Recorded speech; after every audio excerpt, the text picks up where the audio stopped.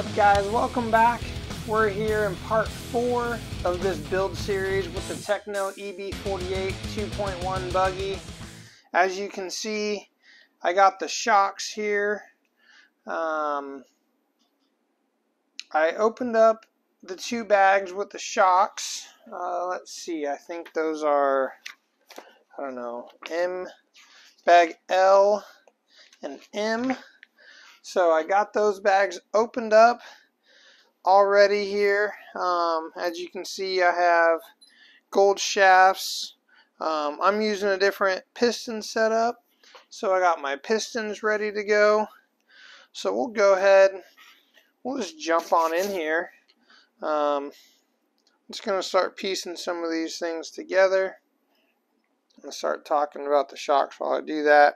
So I'll just pop the balls in to the shock ends, popping the balls into the side of the shock end that has a little molding ring on it. I feel like I'm a broken record about that, but always making sure that's the side you pop your balls in on any of your rod ends, shock ends, things like that.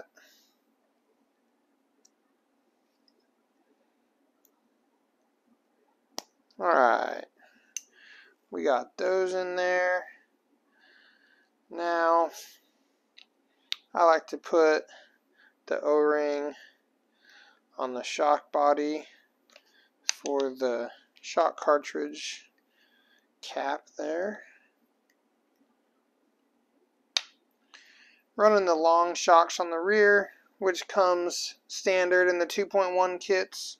So if you had the 2.0, the front shock and the rear shock were basically identical, same shock body, same shock shaft, so same length and everything. 2.1, we run the truggy rear shock on the back of the buggy, so same shocks, buggy to truggy. Now I'm going to take these O-rings here for the shock adjustment collars, the ride height collars. And what I'm doing here, I'm just clipping a little bit out of them to make them a little bit smaller. And it's going to help a whole lot put those things on. Because with Tekno kits, these shock collars can be quite a job just to get on, and then your ride height's really difficult to adjust. I remember my first Tekno kit, I was pretty sure I literally ripped my fingerprints off my fingers trying to get these shock collars on, and adjusting the ride height was not super easy. So this works pretty good. I put a little bit of O-ring grease in there too, so I'll just wipe it around, try not to get too much on there and make a big mess.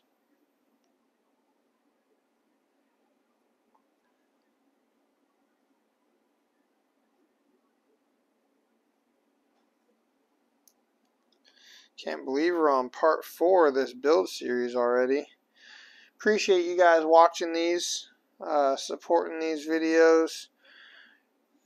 Really hope to see my YouTube channel grow so I can keep doing videos like this, keep bringing some cool content.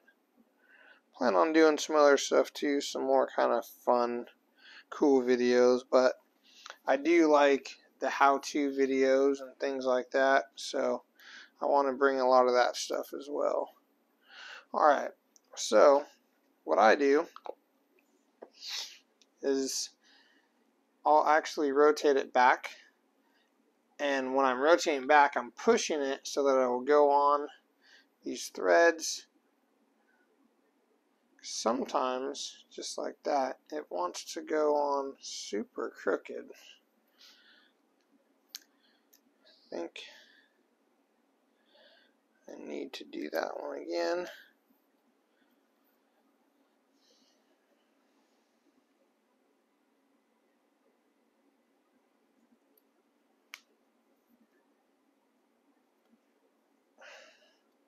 Keeps wanting to cross thread for some reason.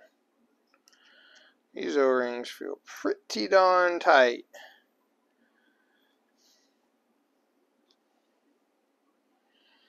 Alright. This one just wanted to fight me a little bit. There we go.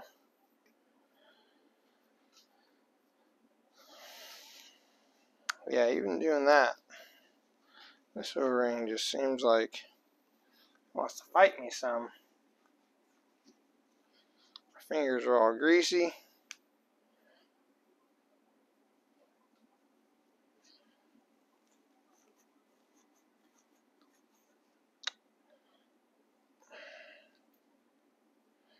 Yeah, dang, that one's super tight. Sometimes if they're really tight, like this one is, you can see it actually left black bits from the O-ring. I will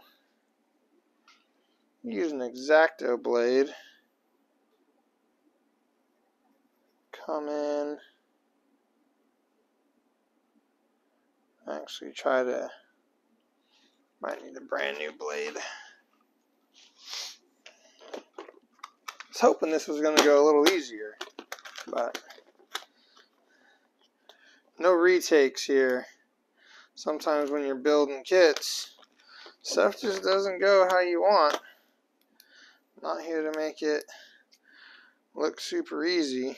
Want it to be realistic, and sometimes kits are a pain to build and you run into little hiccups. Happens to all of us. Alright, so I got a fresh blade on. Let's see here. I'm gonna try to just trim a little bit of material off of this O-ring, but since I cut it, it's not really wanting to participate in that. Getting a little bit off.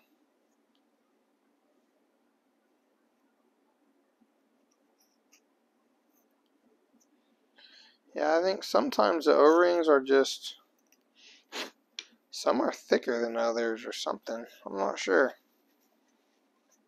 Some are awfully tight. I'm going to go ahead and just try to trim a little off this one too. But it's not working that good. Now that I cut that little material out because that O-ring just wants to spin around. Alright, let's try this again. So that was a disaster. I'm going to try a different one. Or actually, nah. We'll do the same one that we did. Add some more grease. So I took all the grease off pretty much.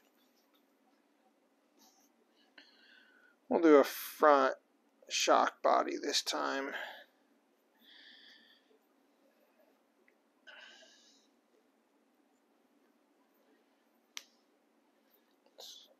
Lining up on the threads good. Still a little tighter than what I would ideally want, but it's threading on. Could be better.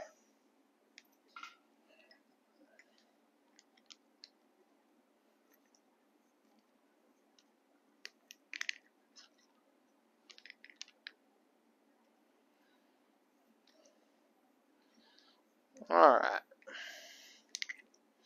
Got one on.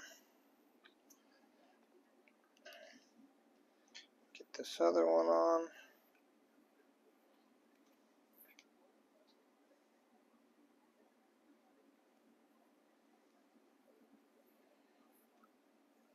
Man, these things are just not wanting to cooperate. These O-rings feel extra large.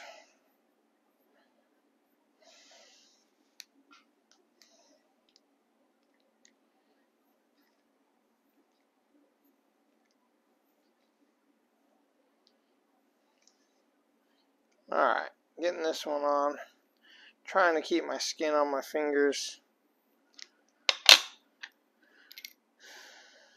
Try to make sure I got them where they need to be.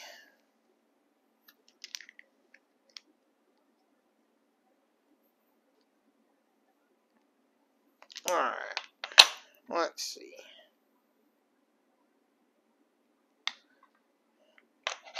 Need to put this one up a little bit more.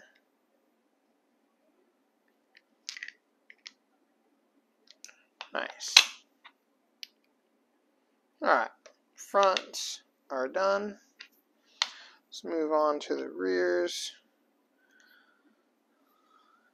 Let's hope these ones go a little bit better.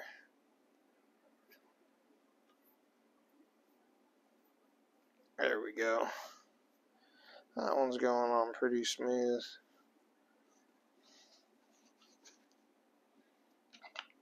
Still going to use this shock wrench. Keys in at the bottom of the shock body there. 17 mil hex. Alright, this one's going on pretty good.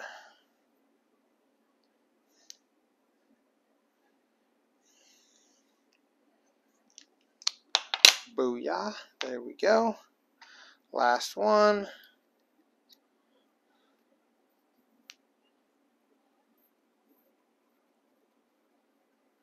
Threaded right on.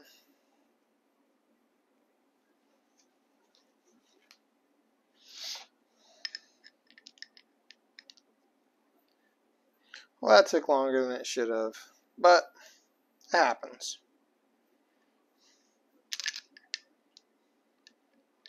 When you're building these kits, don't get too frustrated if you have to fight something. Just work through it. Sometimes things go easier. Sometimes things don't go that easy. Not that big of a deal.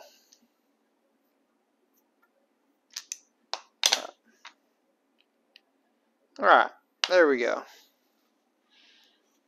Yeah, all these O-rings are just pretty tight. You can actually see there's like O-ring material in the threads there. So now I'm going to go ahead and put my O-ring grease on all my shock O-rings. Get these things all nice and coated.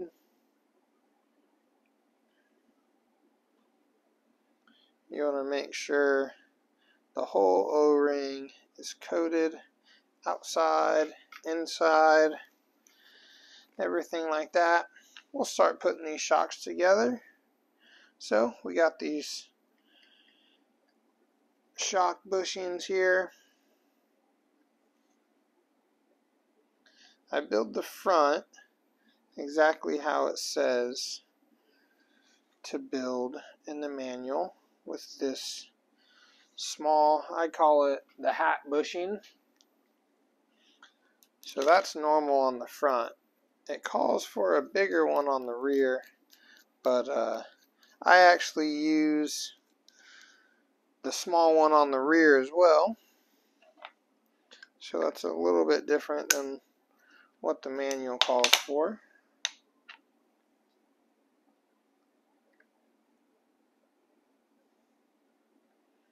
Alright, O-ring, spacer, O-ring.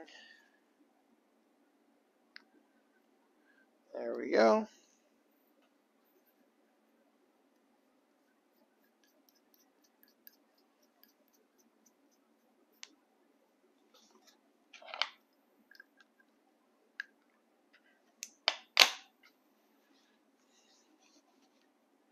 There we go.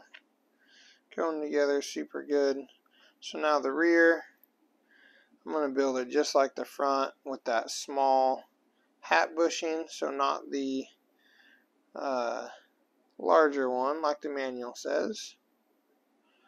So with that, our up travel will change a little bit, so I'll have to use an external shim to keep my up travel how I want it.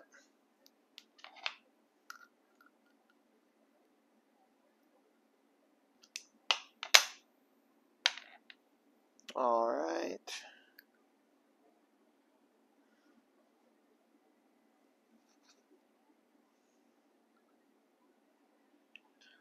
Last one going together here. This part went together nice and smooth.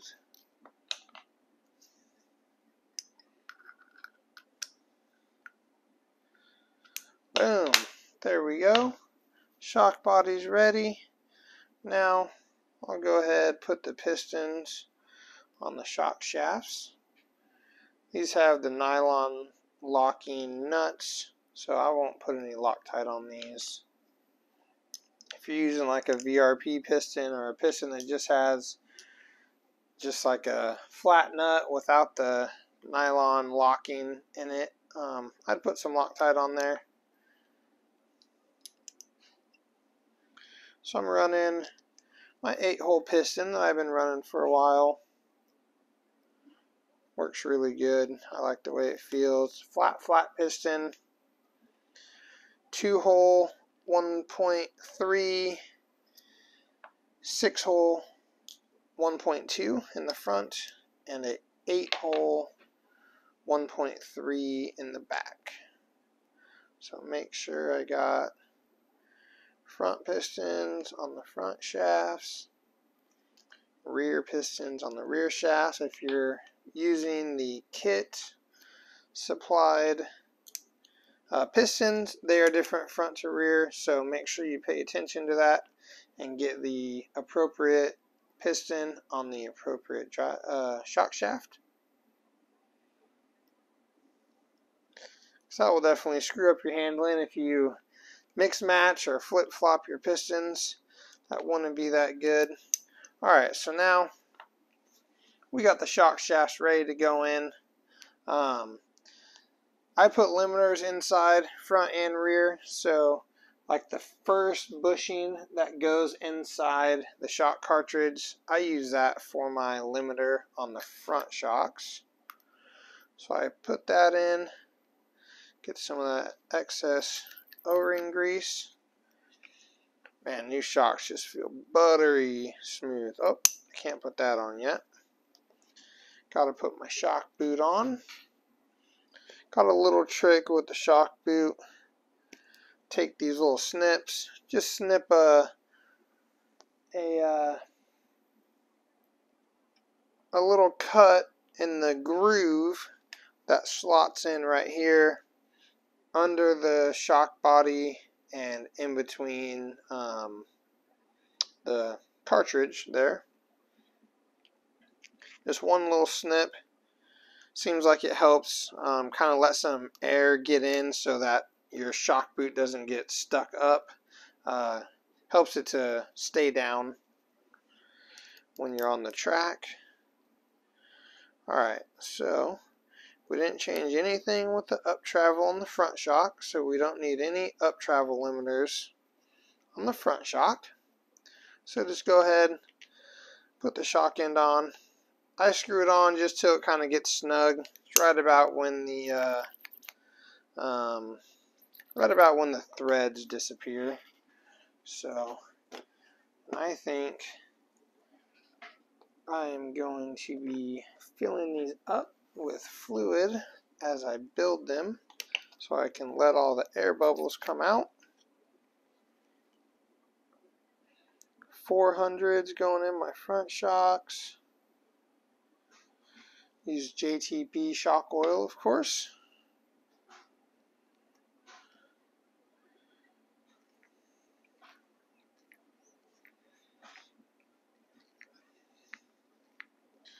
Pump it, get the oil out.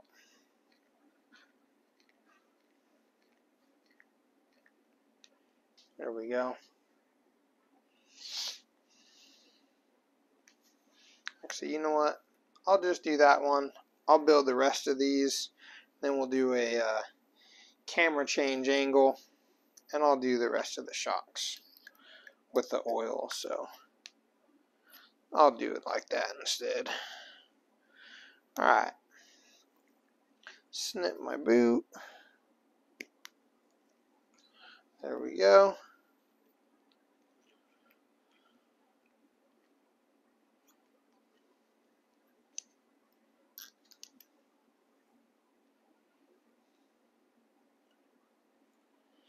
Screw on the shock end.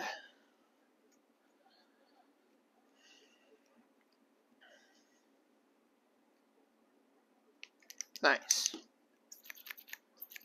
Alright, so that one I'll leave no oil. So the rear shock I'm going to do limiting as well. So I use the extra big hat bushing I call that we didn't use inside the cartridge, and then another one of the first bushings that you put inside the shock cartridge. You definitely want to limit the rear shocks with this 2.1, because if you don't, you will most likely have an issue with your rear drive shaft popping out. If you case a jump, or even like during a crash, if you're on the throttle, the droop screws do, you know, help the droop some, but the arms can still flex a lot. So the droop screw only helps so much. So I like to limit my shocks really close to about the droop. I don't really change the droop a lot in a race weekend. Sorry, I need one more shim here for my up travel. I don't really change my droop very much, so I don't feel like, you know, it's really an issue if I limit my shocks. And for me, it just works better. I like to limit them so then I don't have the flex issues. And with the rear shocks being a little bit longer than what they kind of need to be as far as like the shock travel that we run, your arm will be able to flex too far down and you'll pop your drive shaft out. So, like I was saying earlier, I need to also use a limiter for my up travel. So I put the limiter outside the shock boot. I use another one of those first bushings you put in the shock cartridge.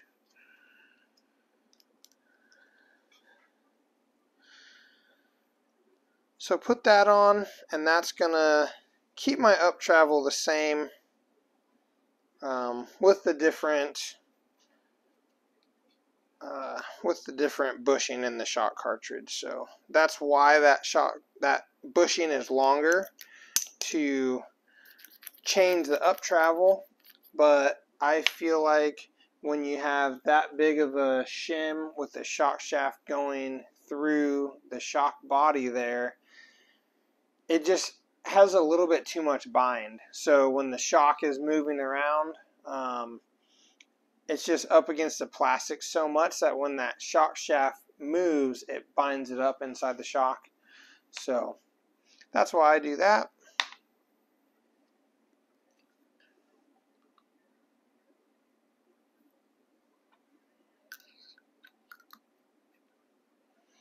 Alright, on to our last shock here. Make sure, clip this last boot, put that on, up travel limiter, and the shock end.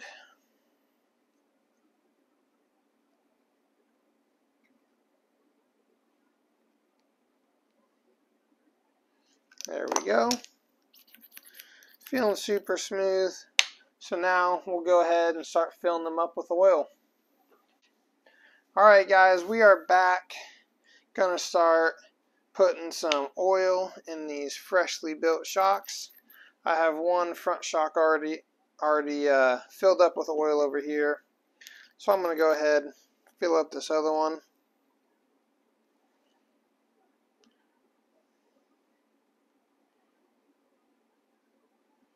So fill it up.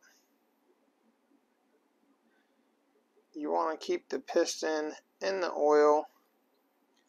New shocks will have a pretty big bubble that first time you bring it down.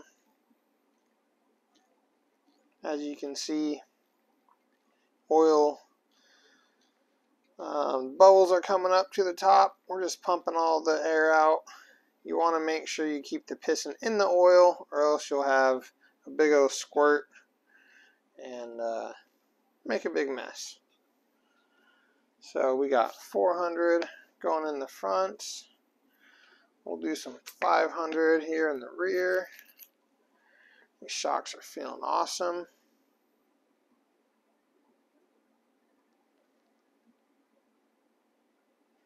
Alright.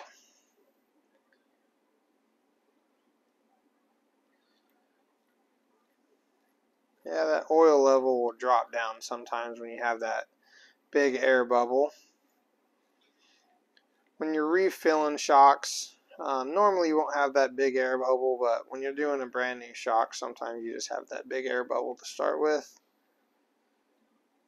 The oil level drops down. Got a lot of air still coming up, so give it some pumps. Then we just let them sit. Alright, last one. The bottle's almost empty here.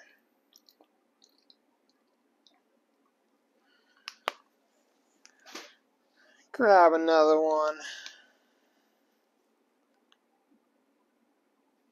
There we go.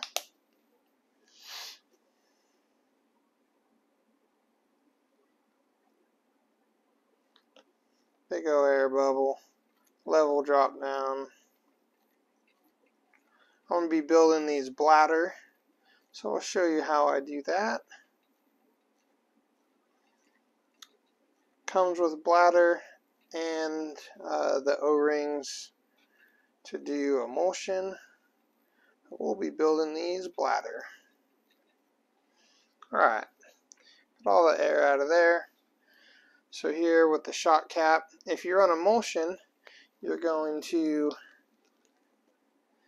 have these O-rings here, says for emulsion build. You'll put those O-rings inside the shock cap, but we're doing bladder, so we're not going to do that. We just put the bladder inside.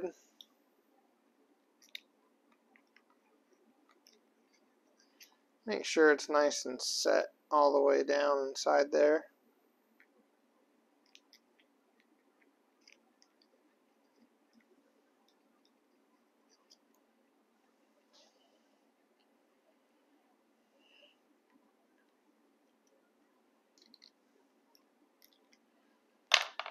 And these caps are kind of directional, so you want to make sure that you know which one's going on the front, which one's going on the rear, so that you don't mess that up. There we go. So I set them on my bench with the bleeder hole all facing down the rag, and then the bleeder screw hole facing towards the inside, because that's how they go on the shocks. Alright, so now we'll do this first front shock. I'm going to give it a little bit more oil. Doesn't need to be filled all the way up to the top. We'll take one of these caps, and what we're going to do is we're going to twist the cap on, and you can see in this bleeder hole right here where you can see the bladder, and then you see the color start to change where the shock cap, the shock body is coming up into that hole. So I put the shock body about right in the middle of that hole. You want to make sure you don't have this screw in. Just start pushing the shaft up slow.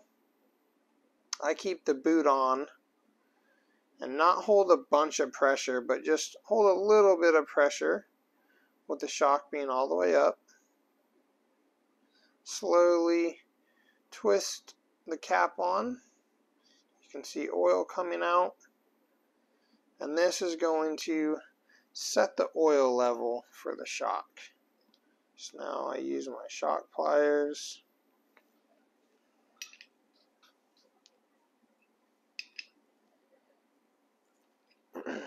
Make sure that's nice and tight. Oops. Sorry about that.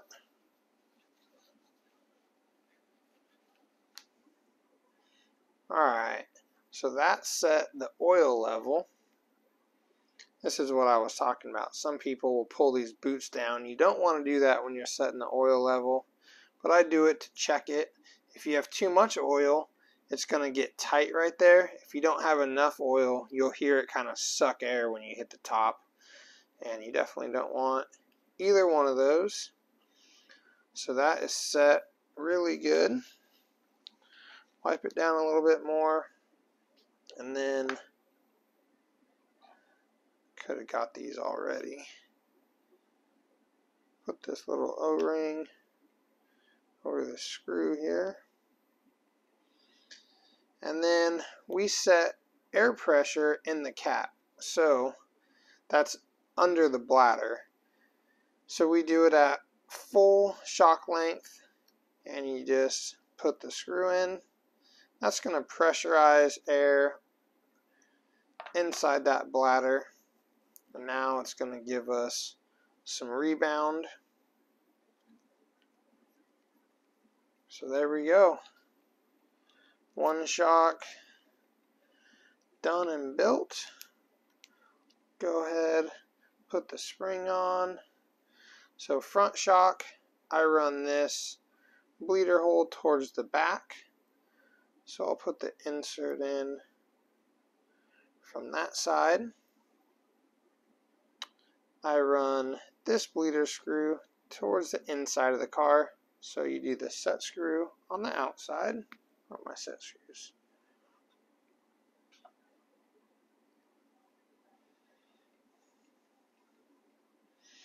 Alright. One shock down. 3 to go. Got some 400.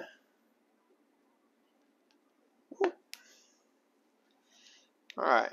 So use the same cap from the same row so that everything is going to match when we put it on the car. Get that shock body about halfway in that bleed hole. Push the shaft up slow.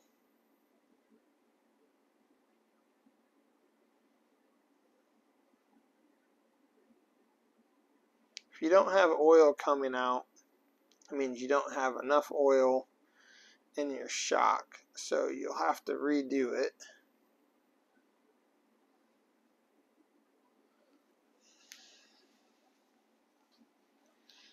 If you don't have enough oil, you'll just suck in some air and your shock won't work right, especially set up as emulsion.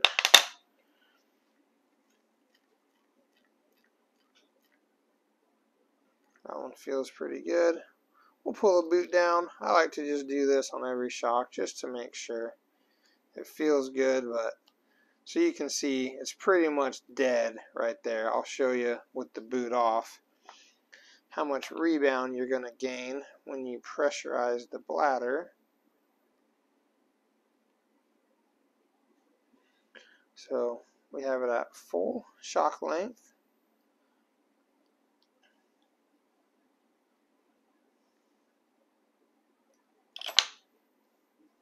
And now you'll see what that rebound is going to look like.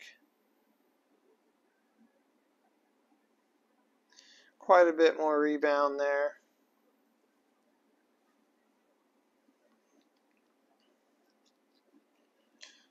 What's cool about that too is when the air pressure changes throughout the day, temperature, things like that. It's good just, I don't know, once a day when you're at the track to just pull those set screws out, or pull these screws out and just reset your pressure in the bladder. Seems like that really helps with the handling of the car. Alright, so that is going to go on this side. Just like that. 2 front shocks done.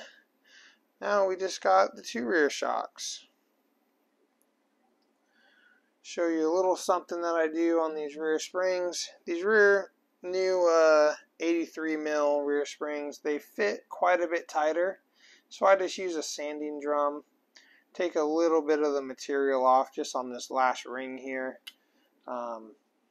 Mainly for one, I feel like if you don't do that, it's almost impossible to set your ride height, because your spring is always being twisted, so you have to pull the spring down, do your adjuster, and then make sure that spring snaps back onto the adjuster collar here. So when you do that, it can actually just spin freely on there. So I think that helps quite a bit. Now we're going to put 500, top this rear shock off, grab a shock cap,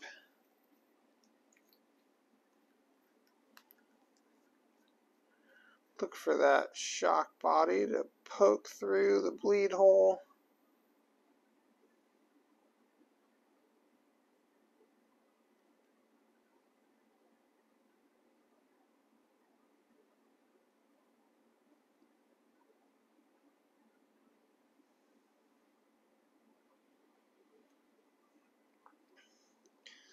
Set that oil level.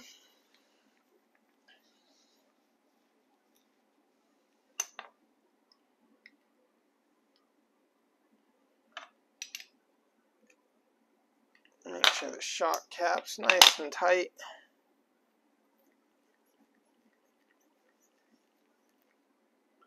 Go ahead, pull that boot down so we can make sure the oil level is where we want it.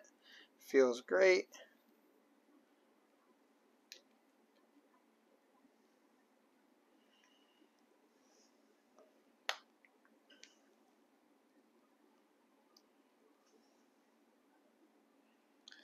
These shocks are going together awesome. And this car's almost done. Alright, full shock length. Put that screw in, set that pressure. Another thing too, I run orange on the rear, so I got me some orange rear springs. The manual will say yellow. The kit will come with yellows. Some people like the yellows. I just prefer the orange, so just kind of a personal preference thing. It's always a good idea to have some of the extra option springs just for the different tracks you go to and just different people's driving styles.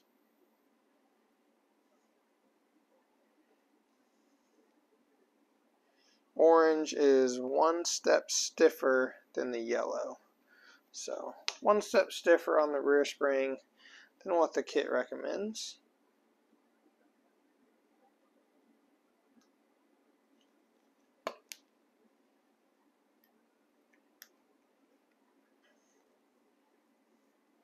Alright, we're on to the last shock here. Let's see. Get that shock body popping up through there.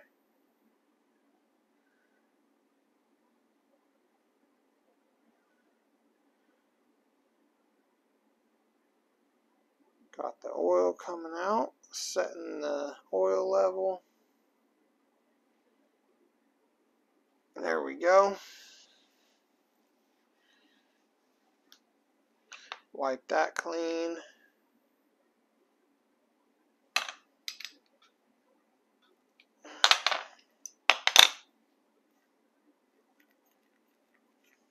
Feels good.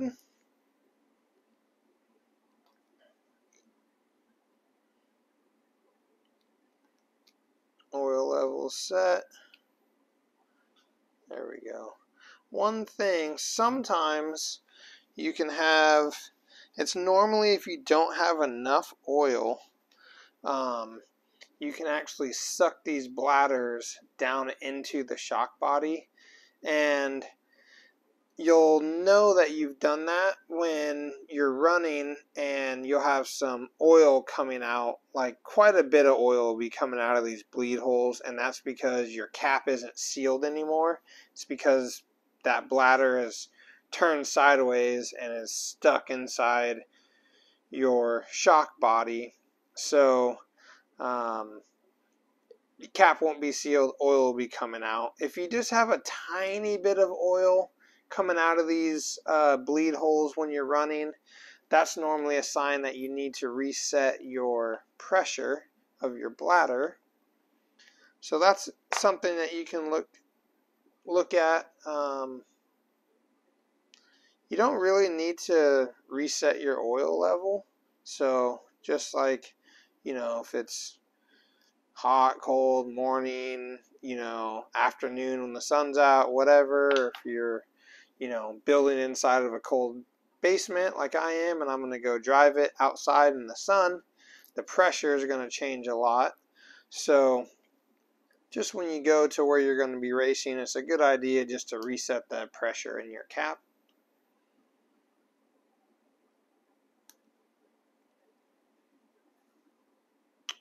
Alright, this shock is just about done.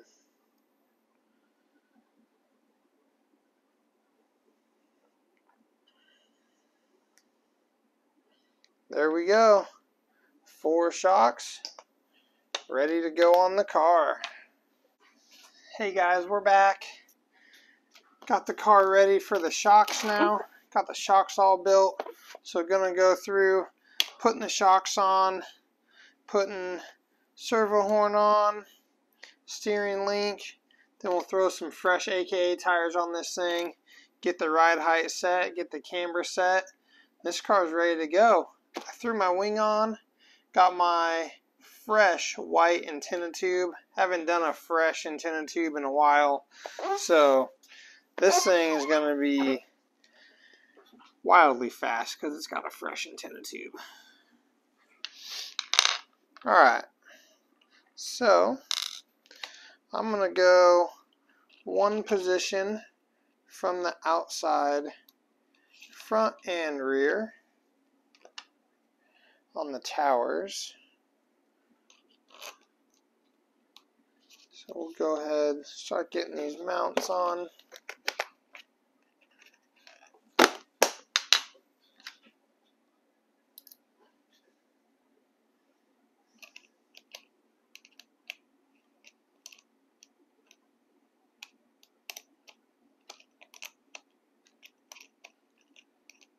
There we go.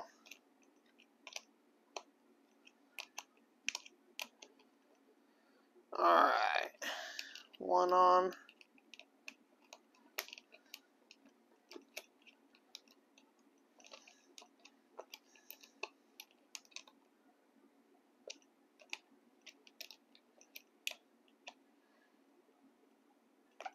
There we go. Both fronts are on. We'll grab the front shocks.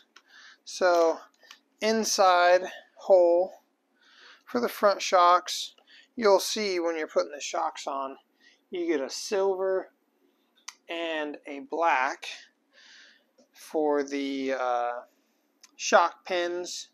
The silver is reverse thread, so you want to use that on the right front. You'll use the reverse thread on the right front. Get these shocks going on the correct sides here. You'll use the standard thread on the left front. Get that going on. Let me get 5.5 chuck here. You don't want to over tighten your shock screws. So I put the clutch on real light. You don't even really need to screw them all the way in. You want to make sure they're nice and free. Go ahead, put the tops on.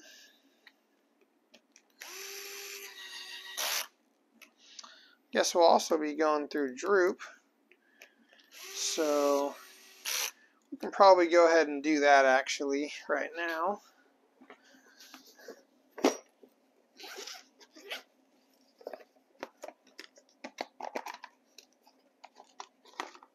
Get my calipers out. So I'm going to do a 115 on the front. So you're going to measure center of the screw to center of the shock pin. Sorry, the angle is not going to be too good for you. Alright, set my caliper to 115. Center. You want to set your droop when your car is new. Run it for about 30 minutes and then reset your droop. Droop kind of changes too just with the life of the car. Those screws will kind of set into the aluminum in the chassis, so your droop will change a little. So it's a good idea just to check them, you know, every race weekend, something like that. But for sure, redo your droop after 30 minutes or so running a new kit. Alright. I always adjust it and then move my shocks up and down. That one is good. Let's check the left front. Still a touch too much. Just a small little turn. Alright, we're right on 115. So we'll go around. Which way? I'll go this way actually to put these on. So just like the front, going to be one from outside. Going to be using the upper row here on the rear shock tower. You can run the short shocks. If you're on the short shocks, you're in this lower row. If you're on the long shocks, which come in the kit and what pretty much all of us are running, you go in the upper row. Alrighty, tighten these down.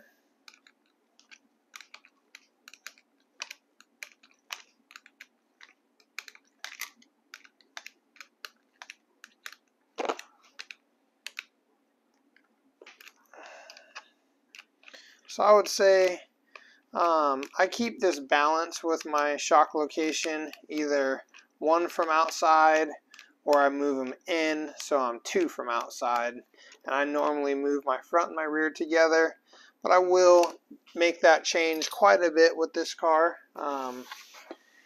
Just seems like, depending on the track and stuff, you need to do that change. So moving them in will kind of give the car a little bit more rotation.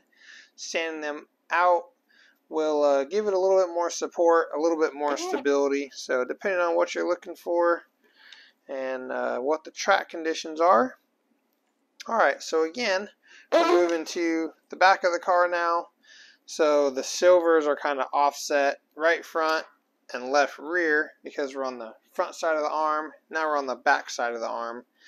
So the silver reverse thread is going to go on the left rear shock, and the black standard thread is going to go on the right rear shock. We go inside location on these as well.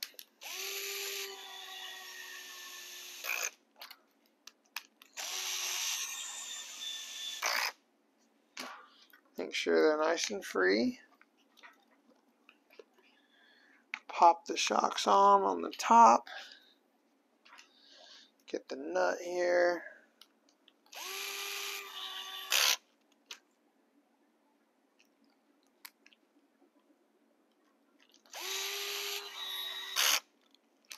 Alright, there we go. So now let's do the rear droop. I'm going to go 128 on the rear droop. Set my calipers to 128.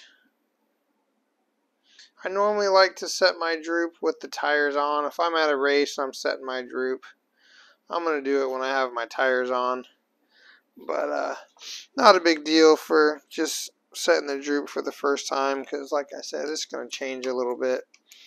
So I'll be checking it during that first day of driving it at the track.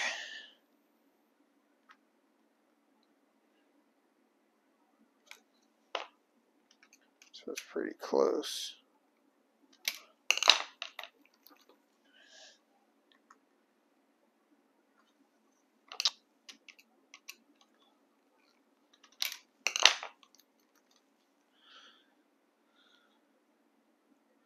Alright, 128 on that side.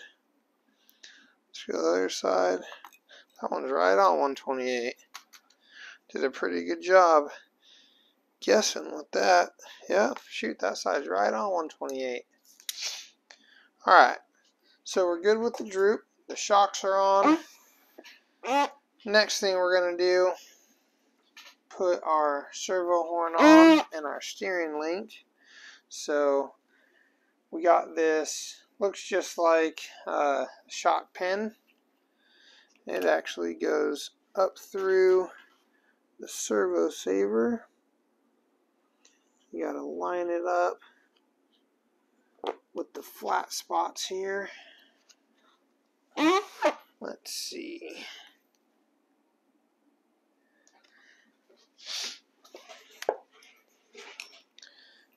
Have pretty good luck to just push it through with a wrench. Once you get it lined up how you want it.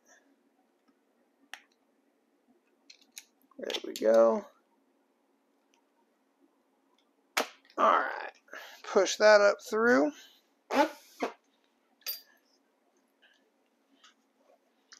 So the head of that screw there keys up in. The 2.0 used to have a nut you would screw through the bottom. This, the screw goes from the bottom, keys in, and then you do a nut on top. So I'm going to use the aluminum 25 tooth Tekno servo horn here. Gonna get me a little bit of blue Loctite.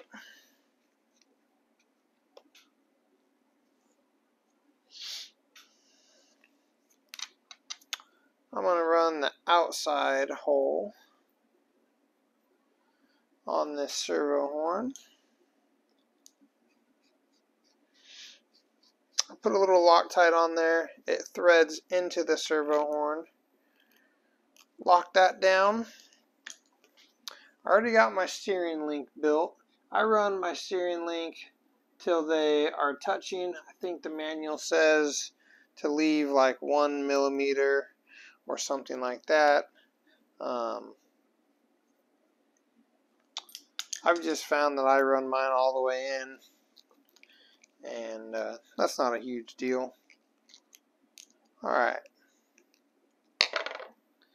put a nut there on top, and now we are going to put this on.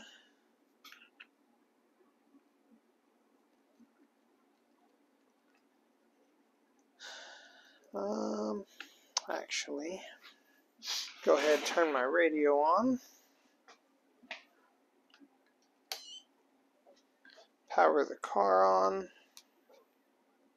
Oops. Might need to plug the battery in. Sometimes that helps.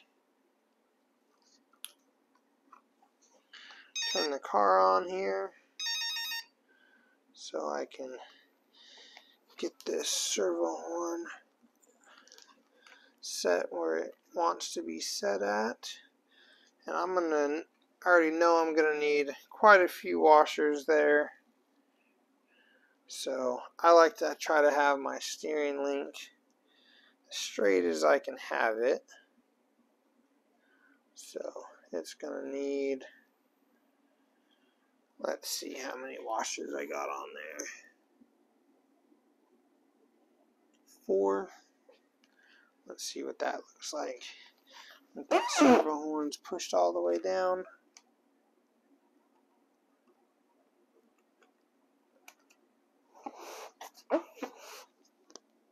Still got quite a bit of an angle. I'm going to do one more.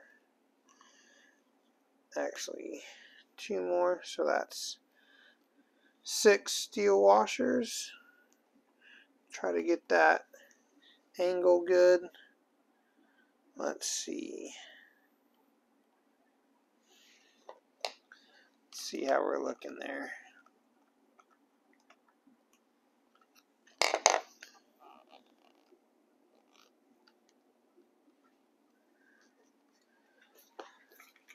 Still have a little bit of angle. I'm turn the car off now because my servo is pretty centered.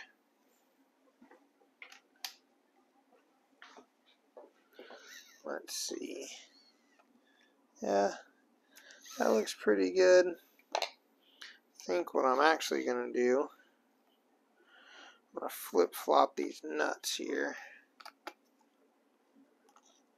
And I'm going to add one more shim. So I got a little too much screw hanging out on this one, so I don't like that. It just kind of annoys me. So I'll use the flange on this side. These steering links, you're not going to have that pop up, so you don't really need a flange nut on there. I'm going to add one more shim. So this thing is sitting really nice and flat. Let me see what that looks like. Yeah, that looks good. Go ahead, tighten that down. It's flush at the top. There we go. Nice and flat. Just how we want it. Steering looks good. Angles and everything are good. Need a screw for the servo horn. Let's see. We'll do 3x8 cap head screw. Throw a little blue Loctite on it. Nothing too crazy. Put that in. Let's see. I'm actually going to remove one of those shims. So I think we ended up with 7 or something like that. I'm going to remove one.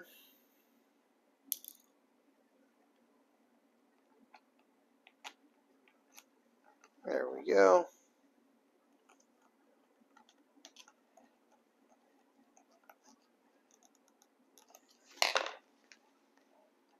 Yeah, that looks better. Tighten down this pinch bolt. I'm going to go through those wires.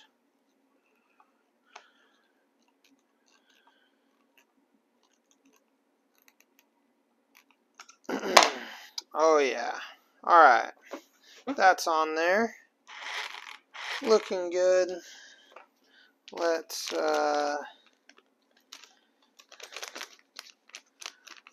get some wheel nuts. Open up this last bag we have. Wheel nuts, body clips, some Velcro. I don't use any Velcro. Alright, so now we're going to throw some tires on this bad boy. Get those pieces out of the way. Get our bench cleaned up. We'll need the turnbuckle wrench to go through setting the camber. Throw some fresh aka clay typos on.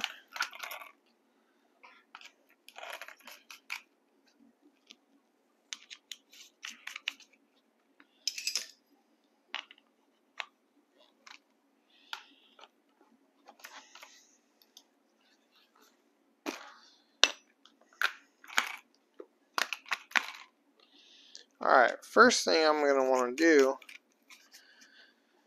before I really jack with the camber and stuff, I'm going to set my ride height.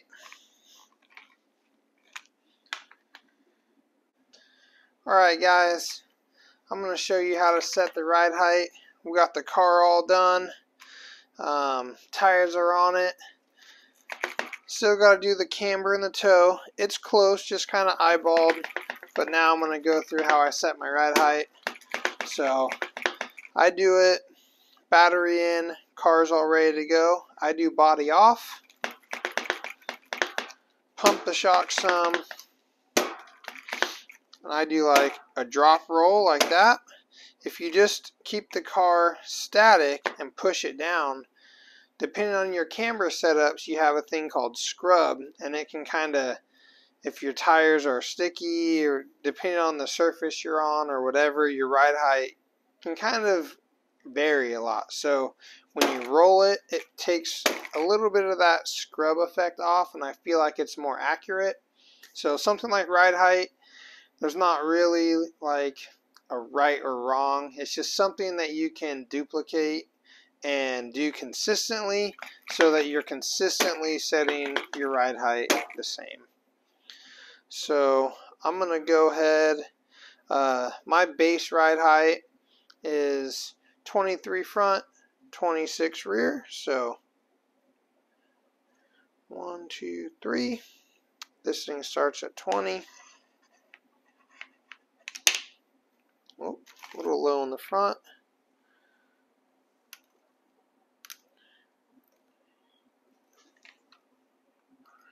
Woo, these front ones are tight. Ow.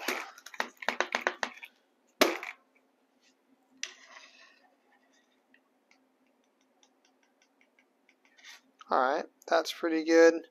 I like to be able to slide it all the way under and just barely be able to have it have, you know, a little room to bounce. So it's right on in the front. I put my ride height gauge just behind like where the B plate is. So now we'll move on to the rear. Do another drop roll. I'm going to do 26, so I'm at 3, 4, 5, 6. I go through from the back, go underneath, and I check right under the C block. We're a little bit low in the back.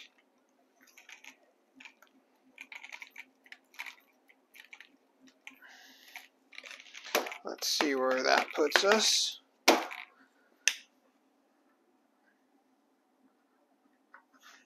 Still a little low.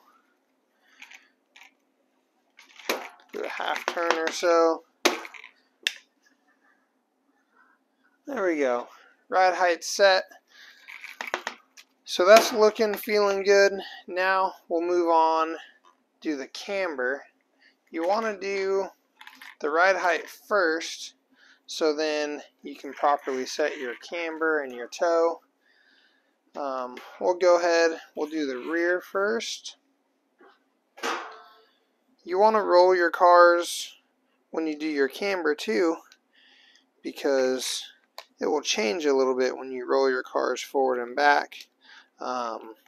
With these Tekno cars, the front end will drastically change when you roll it front to back. The rear does too. When you pull it back, you'll see them kind of camber in.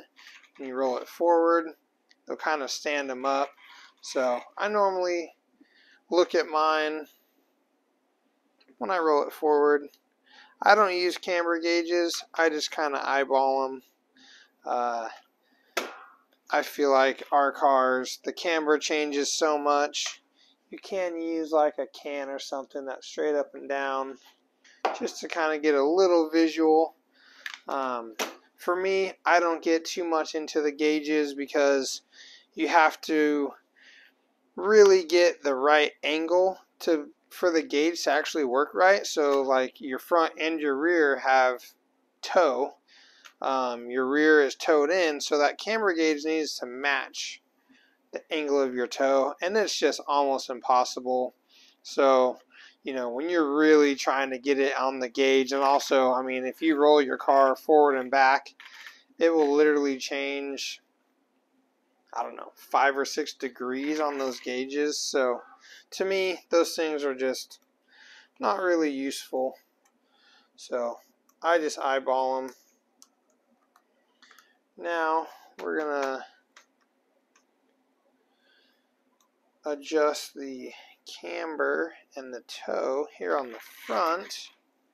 I feel like the Tekno cars are a little bit challenging to adjust the camber and the toe. I don't know if it's the angle that's in the arm and just the way that the camber and stuff moves. It's just difficult, but I would say these things are really close. My camber almost looks spot on. Just adjusting my toe. Looks like I've had a little toe in. So when I'm doing my toe, I like to be behind the car. Like if I turn the car like this and I'm looking at it, to me it looks like it has toe out, and it's just a little bit hard to tell. You might be able to see the difference now. It looks a lot different front to back. When I try to do it from the front, I think it's because the rear has toe in, so that's the angle that your eyes see. So when you see the front, it looks like it's toed out. But when you look from the back, I feel like you can get a little bit better visual. And I think we're pretty close right there. Yeah, I just run a tick of toe out. Maybe need to add a tiny bit of camber on the front now. Yeah, that's really close. So I run, you know, 1 to 2 degrees if you want to go by a degree. Front and rear camber, just a little bit of toe out on the front. I don't like to have too much toe out. Like I was saying, kind of with the bump steer, when I hit jumps at an angle, it makes my car feel like it kind of jumps all over the place and I can't land super accurate. So that's how I do it. But there we go. There's camber, toe, ride height set. Man, this thing is ready to rock. Last thing to do is program the ESC, set our EPAs on the steering, and this thing's ready to hit the track.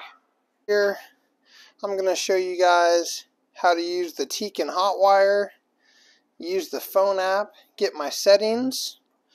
So we're going to go ahead, turn the car on with the Hotwire. Going to go on the app, hit this red circle up there, and it should turn to blue.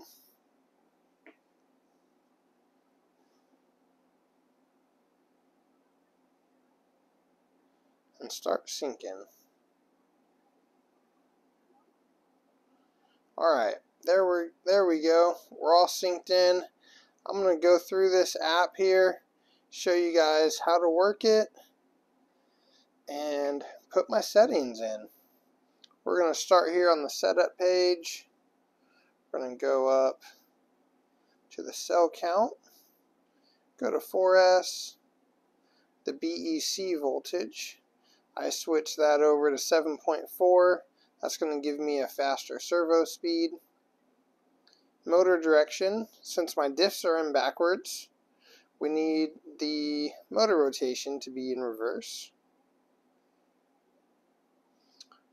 For motor type, that's like if you want forward, brake, reverse. So we're brushless, forward only.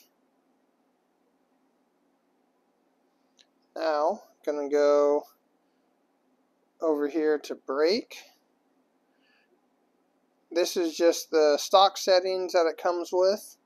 So I'm going to turn my drag brake down to 2. It's a little hard to see on the phone app. The value is up there at the top and you can just barely see the bottom of it.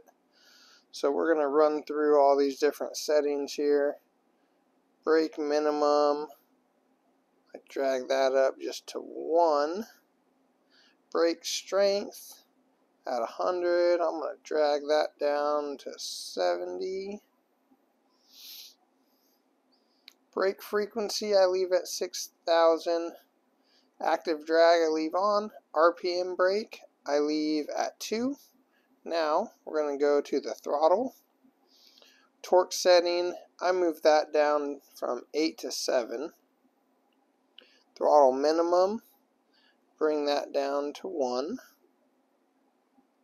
Neutral width, 25 comes default. I bring that down to 10. Oops, I think that's 11. There we go. 10. I don't have reverse or anything like that in here, so those settings don't really matter. Throttle frequency, I leave at 6,000. Throttle profile 3. Timing, I just leave at the stock timing profile 1. So I did all of my settings, got everything set. I'm going to go up here, hit apply.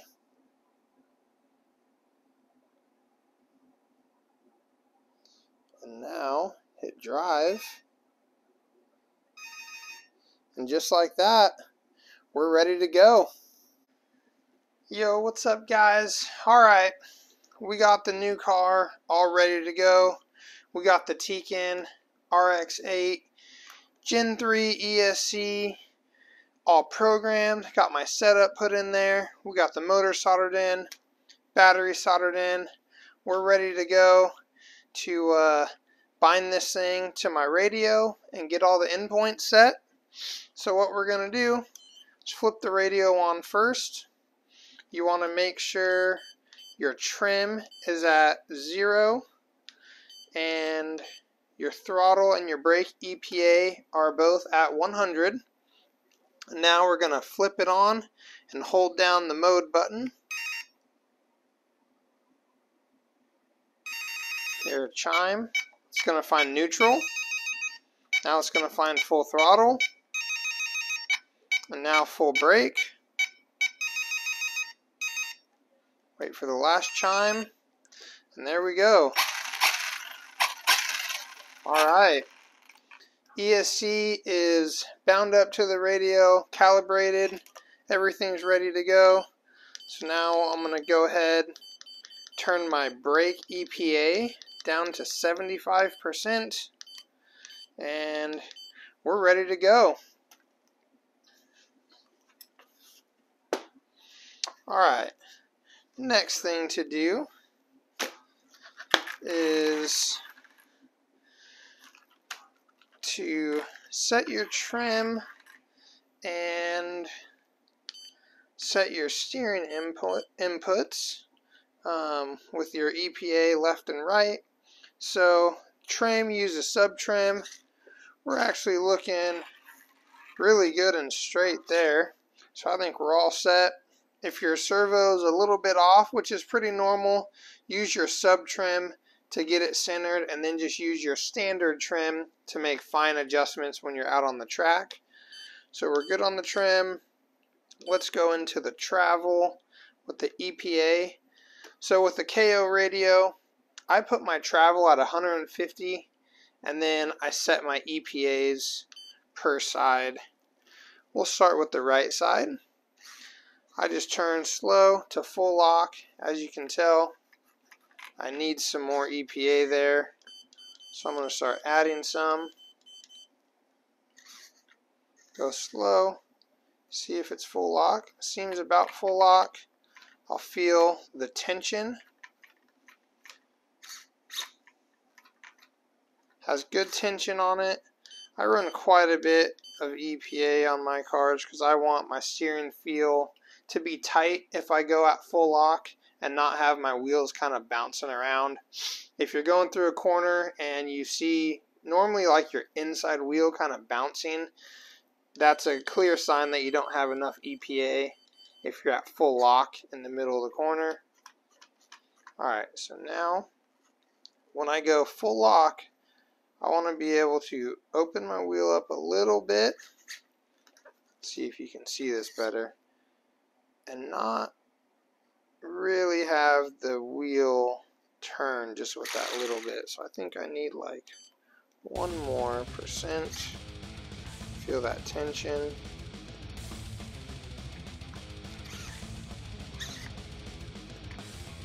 Alright, tension's even, side to side. I think we're good there. Alright, trim is set. Steering EPAs are set. This car is ready to hit the track.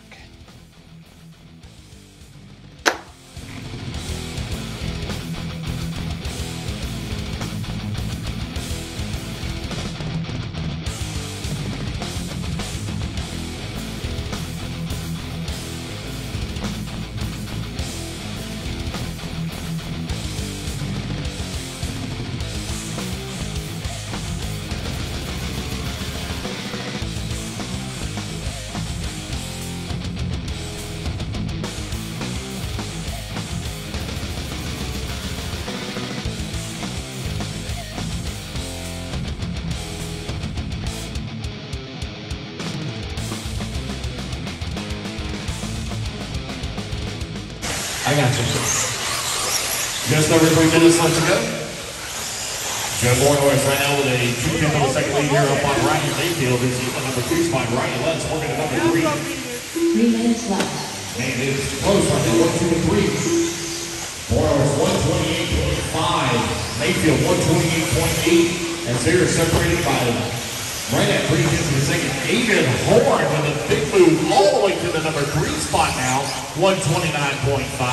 Ryan Lutz in the number 4 spot, 129.6. Rifkin, 129.9. Your top 5 currently separated by just under 2 seconds. And now Seth Daly going to climb up to the 5 spot. Tebo holding on to the 7, 4 and 8. Wilson 9, Sartek 10. We're going to see if Brandon Rose will be able to come back in. We still got 2 minutes, over 2 minutes of racing on the clock. Bornois still leading the way, 128 flat. Time to beat, set by the good pin, 126.4. Ben Daly now, oh man, big move. Jared Tebo up to the 2, 128.7.